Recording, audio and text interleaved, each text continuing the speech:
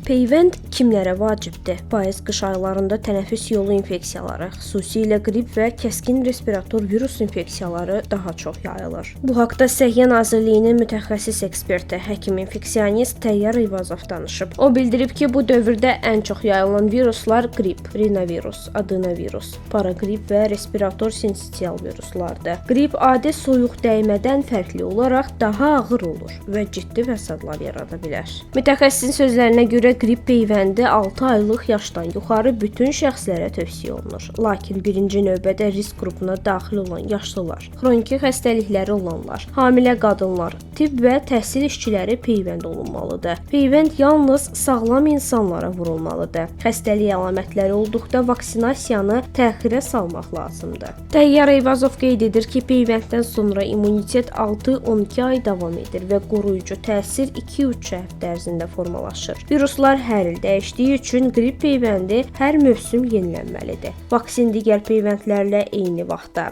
fərqli nahiyələrə vurula bilər. Qrip peyvəndi digər respirator viruslara qarşı birbaşa təsir göstərməsə də, ümumi immun sistemi gücləndirərək xəstəliklərin yüngül keçməsinə kömək eləyir. Peyvənd olunmaqla həm özünüzü, həm də ətrafınızdakıları qorumuş olursunuz.